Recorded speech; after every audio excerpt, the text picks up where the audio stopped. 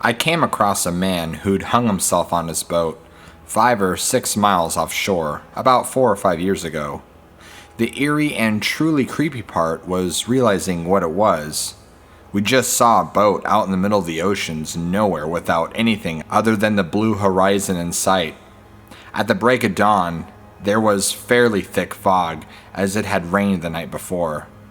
Realizing that the figure hanging from the boom was a man was one of the most haunting things I'll ever see. My uncle was actually lost at sea while sailing. He went missing near an unpart of the Pacific Ocean, and there was a big search and lots of people involved, and emails going to all family with updates. They found his boat sunk, missing the raft. My cousin told me that he thinks his dad committed suicide and sunk his boat beforehand on purpose. He would have enjoyed this one last mystery. So the point of my story is that sometimes I think people like to get as far from other people as possible before they go and opt themselves. During World War II, my dad, a wireless operator on a minesweeper, passed by a German pilot waving frantically from his still floating aircraft in the North Atlantic. They were under strict orders not to stop because of the danger of submarines. So they left the poor guy to certain death. My dad died a couple years ago, but this incident haunted him throughout his entire life. He wept about it even in his final hours. My granddad was on county-class cruisers escorting convoys to Russia. They saw a Russian flying boat with engine difficulty ditch near their convoy, so they closed to assist. But the flight crew hadn't secured their depth charges properly, and one was knocked loose and detonated under the plane. He said it was the weirdest thing. The crew suddenly stopped swimming, and when they fished them out, there wasn't a mark on them, but they'd been killed stone dead by the sheer pressure alone. I have a family who once sailed around the world. One day, in the North Atlantic, their sailboat was going over some gigantic swells. They didn't have brakes at the top, so it was safe, but the boat was rising and falling way beyond the neutral. At the bottom of a trough, my uncle looked up to see the sun behind a wave and the silhouette of a whale inside above him. My family and I lived on a 40-foot boat for a couple of years. One day, we had a whale, I'm not sure the species, whilst off in Panama. In a tiny fiberglass boat, a whale between the holes is a small wrong move away from a broken hole. So me and my sister were amazed whilst my mum ran around getting life jackets, etc. Awesome in the correct use of the word. The way it would roll on its side and stare up was unsettling. Whilst we were in Pedro Miguel, which is in Panama again, one guy set off after dry locking when we bumped into him again in Mexico. He had to redo his anti-fouling because a whale had come up and rubbed along the edge of his boat. He was worried about sinking, obviously, but said that was forgotten as soon as the whale rolled over after contact and the guy could see all of his new anti-foul on the belly of the whale. Expensive stuff. Not me, but my father back in his commercial fishing days noticed that there was a t-shirt in the middle of his net after one tow. After a little investigation, he found that it was not a shirt, but a human torso wearing a shirt. He said he was terrified that he would open the net and a head would roll out onto his feet, but that didn't happen. His captain radioed ahead and they brought the torso back to the docks, where they were met by the police and a coroner. They were eventually able to identify the body, based on the clothing, as a victim of a plane crash that had occurred fairly recently. My dad said he offered a free lobster to the coroner, who graciously accepted it until he found out that it had been found in the net with the body. After that, he got angry and told him to throw it back. Not a sailor, but I was on a fishing charter boat on Lake Eerie. It was around 5 a.m. in the morning, and the water was scary calm and glass-like. And it was so foggy you could not even see more than 30 feet if that. We all started hearing this plopping sound, like somebody was slapping the water with open hands. It kept getting louder and closer. At this point, we had all slowly moved to the other side of the boat, not knowing what the hell it was. Even the boat captain was standing there in total silence as we all just stood there and listened to this plopping sound getting closer and closer. And, to the shock of us all, a deer swam by the boat. Yes, a deer. It looked to be a very large buck with at least 10 points on its rack. We were more than 10 miles offshore, so it literally made no sense at all. I guess deers swim across the lake when they need to get around. I found myself on my ship, somewhere in the vast expanses of the South Pacific Ocean. We had been cautiously avoiding big storms which I knew to be all around us, out further than the eye can see, although our local ocean area was calm and peaceful. I was on watch when I noticed something out there, something in the distance, bobbing along, that I had actually never seen before, especially this far from land. As I got closer, I identified what was clearly a makeshift raft made from lashed together bamboo with a snapped mast and an empty cooler moored to the deck. Upon this raft was not a soul. The chances of coming across a raft to begin with are small enough in that part of the ocean. Thinking about the person or persons who once sailed that raft, why they sailed and how they met their fate, that's what really creeped me out. Well, I'm no sailor, but am in the military. On 9/11/2013, I was on a ship in the Red Sea. We were having a ceremony in remembrance of 9/11 when up floats a dead body right next to the ship. We were all locked down pretty quickly so that they could send out a couple of small boats to retrieve it. Never did hear anything more about it, and pretty damn weird if you ask me. I heard this story secondhand from an ex-boyfriend. Happened to this dude deep sea diving in the Mediterranean off of Italy, and the guy told him the story. Dude was coming up from the dive with his friend, and they're still 75 feet deep, so it's so dark you can only see a few feet, and they're facing each other using hand signals, waiting to acclimate to the depth before going up some more. All of a sudden, this dude's friend's face goes white as a sheet and looks terrified. He turns to see a huge great white shark swim up behind him, passing a foot from where they were just swimming. Supposedly a 25-foot shark. Apparently, if they're old enough, they do get pretty big. I was working on a car carrier 4 years ago in the Middle East. Our typical route went through pirate waters at times, and so we always picked up 4 ex-Marines as security in Aqaba, Jordan, before we went. One night, while we were going through pirate waters off of Yemen, we started to have problems with the main engine, so we stopped and had to drift for a bit to figure out what the problem was. During this time, I was working on the stern of the vessel. I couldn't really see anything out in the ocean. Everything was dimly lit on the ship. I don't know why, but I got bored and turned on the spotlight, and there he was. This guy with a gun in a rusted little boat staring at me about 15 feet from the ship. I just stared back at him, kinda stunned. I was afraid if I reached for the radio to call one of the Marines, he'd shoot me. So he looked at me and I looked at him, and he sort of gave me a nod, as if he was telling me, "Well played," and I gave him one back. Then he slowly rowed his boat back off into the deep, pitch-black night.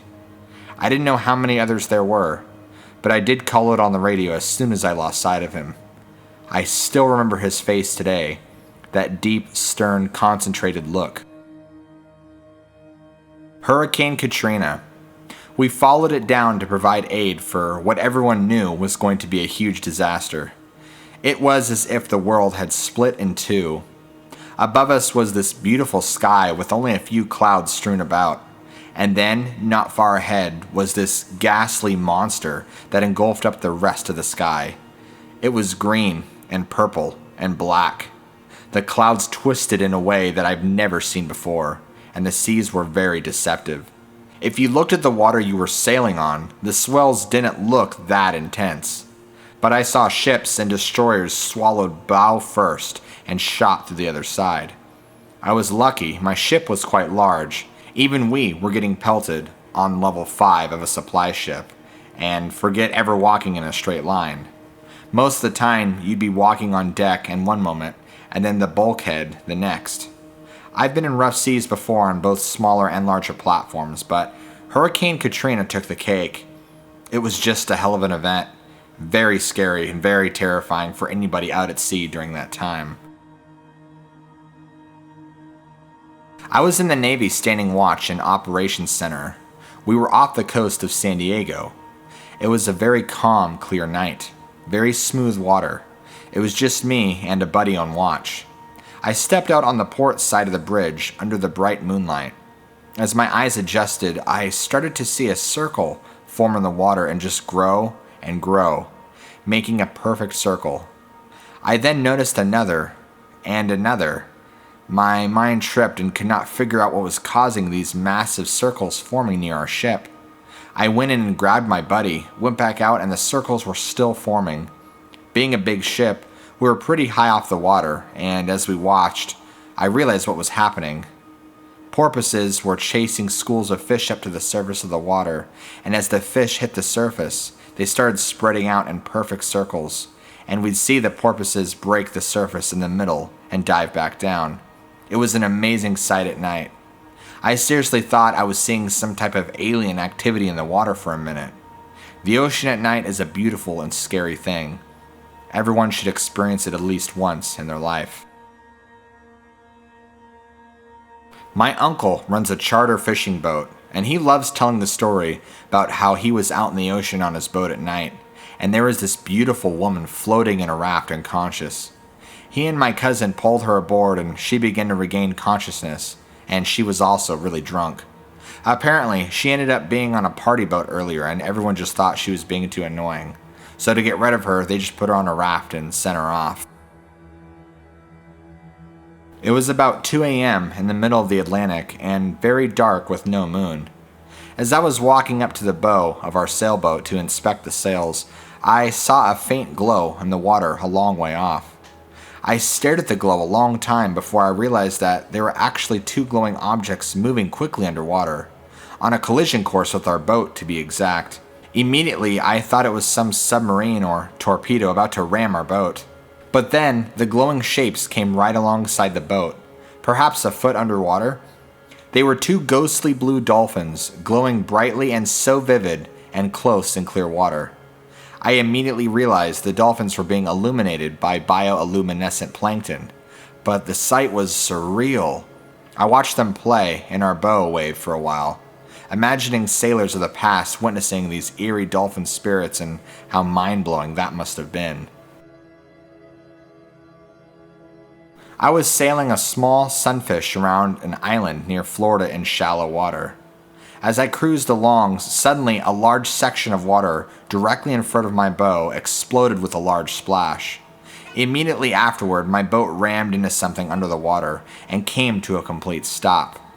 My first thought was, I've hit a reef, but suddenly the entire boat was lifted up and spun around 90 degrees, almost dumping me into the water. Then, there was another big splash, and I saw something zoom away, leaving a wake behind it. I was left freaked out and shaking, and then I thought to myself, I must have hit a big dolphin, maybe it was a manatee. Lots of dolphins around here. So, I finished my sail and went home. When I got to the beach, I pulled up the centerboard and found a real surprise. A 2-inch chunk had been bitten out of the wood, and you can clearly see the marks of 3 large teeth. I'm very happy that I did not fall out of the boat that day. When I was 19, I had just gone to sea for the first time with the US Navy.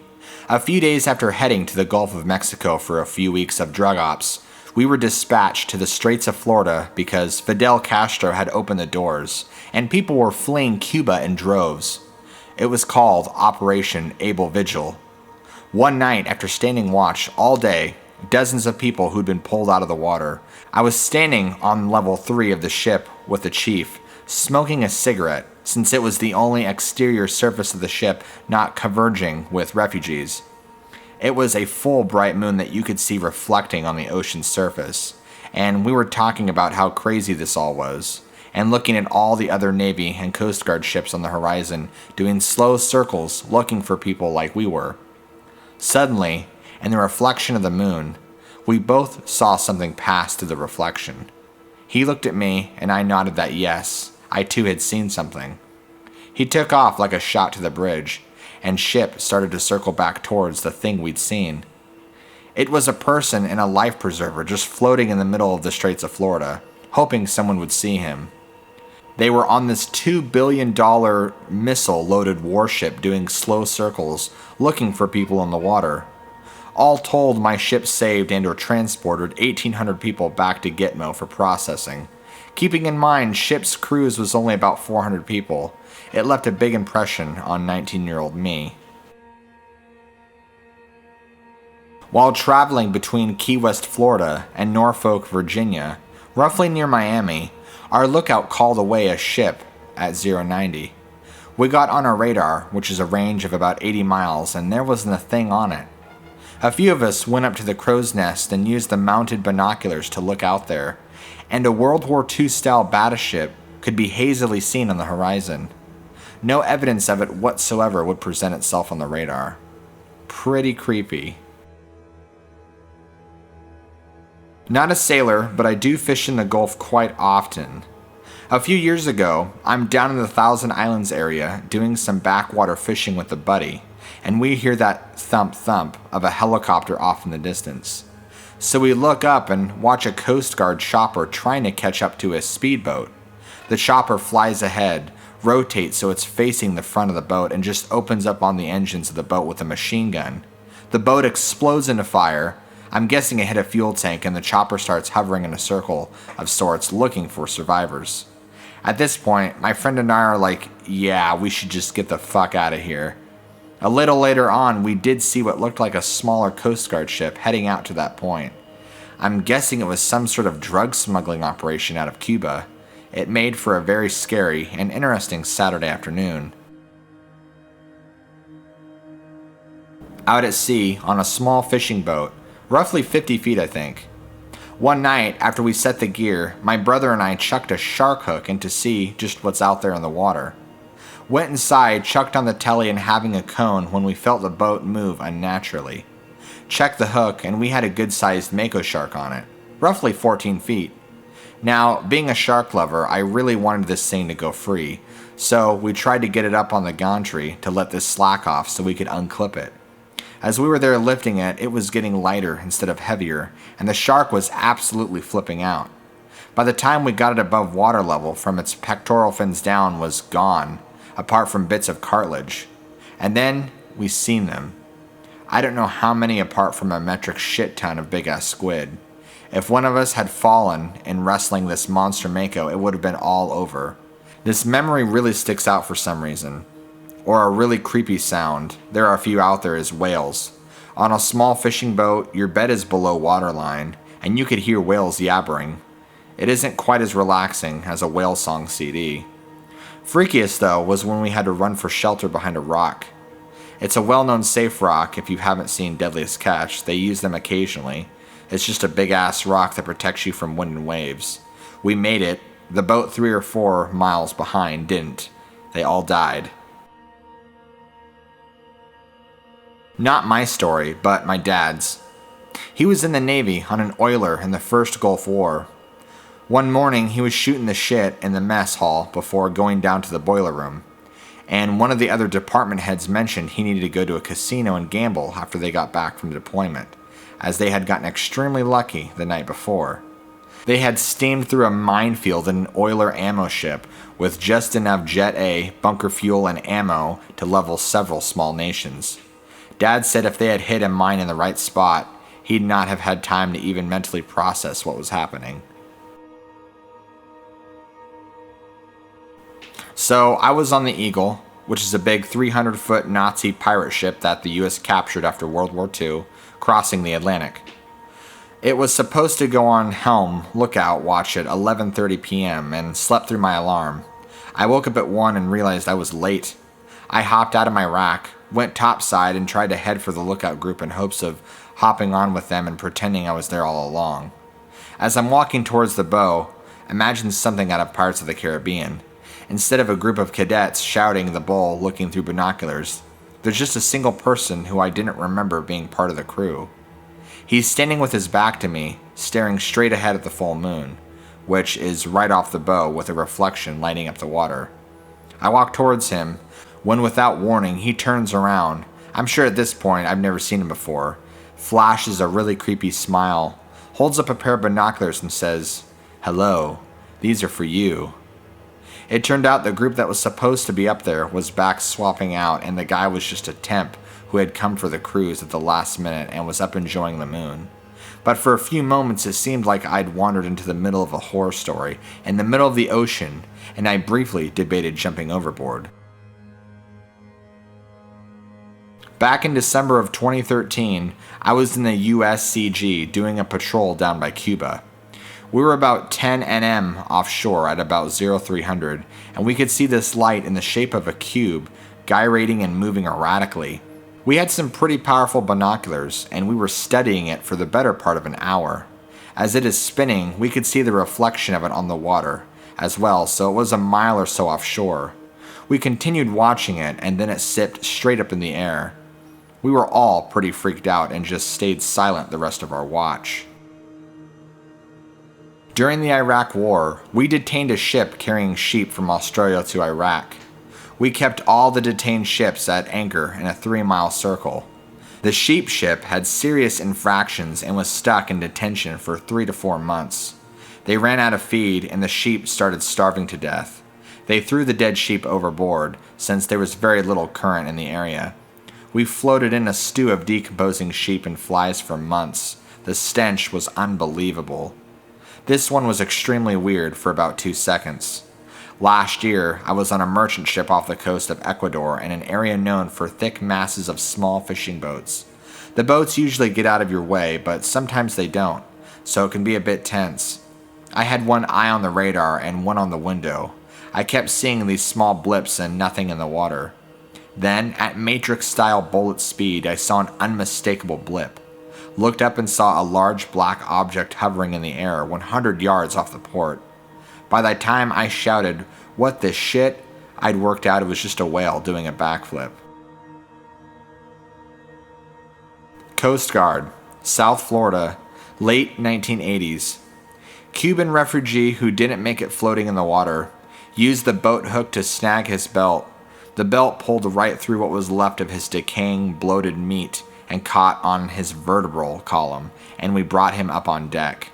It remains the weirdest, most disgusting thing I think I've ever witnessed. Night fishing, just out of Melbourne. We'd been catching nothing but a small flathead, so we decided to reel in our lines and head home. Felt a bit of a weight on the end of the line, but there was no fight, so I figured it was just a bit of seaweed. It wasn't. It used to be a decent-sized flathead. However, what remained was barely more than a skeleton. The only skin left was a small part stretched over the skull. Behind that, all that was left was shiny wet bone, and the still intact tail fin. I pulled it up and put it on the bait board, and noticed that the entire thing was covered in faintly luminescent bugs, swarming all over the bone and out of the empty eye sockets and gaping mouth. This poor bugger had been swimming around near the bottom, snatched my bait, and then tried to hide in the sand. Unfortunately for him, the sand had apparently been swarming with sea lice, which had rapidly devoured him from the inside. When I was off the coast of Japan in 2007, I watched a whale die. I couldn't tell the gender, but I remember hearing those faint whale cries that you can sometimes hear at night beneath the surface. The moon was full, and I could see it on top of the water, and I saw other whales passing around it. Do whales have funerals? Because it felt like a vigil or saying goodbye.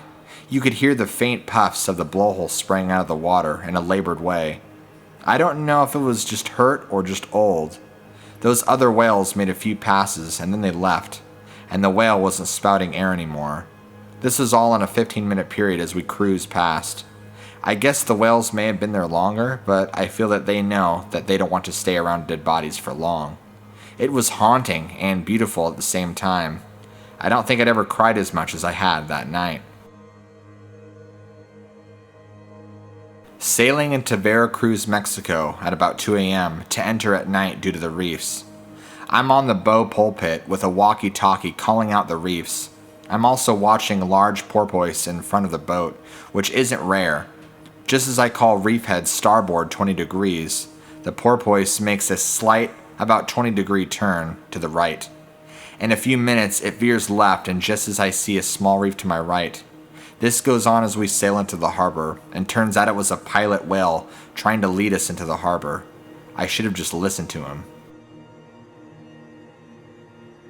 During a transatlantic sail, we saw this clump of brown about 200 yards off of our starboard bow. When we sailed closer to get a close look, it was 6 leatherback turtles, all dead. It looked as if someone had intentionally caught them, tied them together, and then left them for dead. We ended up cutting the lines and let them drift apart. This, though, was no accident. Turtles don't get tangled together and somehow make perfect bow lines and double half hitches. I was pretty pissed off the next week we arrived in St. Helena, which was kinda our halfway point, and I told the local turtle care initiative. Till, to this day, I still have no clue why someone would just tie turtles together and let them die. That had to be some sick fuck. We were living from an NOAA research vessel working at Cure in the northwestern Hawaiian Islands. We came across a sailing vessel that had beached itself on the atoll and been washed over the barrier and into the lagoon. It was last seen leaving Fiji with a solo sailor on board and arrived at Cure with the books and newspaper still on the table and everything still in place. A chill came over all of us when we realized just what had happened. This guy had probably just gone for a piss in the middle of the night, fell in and watched his boat just sail away in the middle of the Pacific. During a regatta on Lake Ontario, our boat followed the committee's lead to continue racing, even though there was a possibility of storm conditions. Many boats had left, but we stayed on.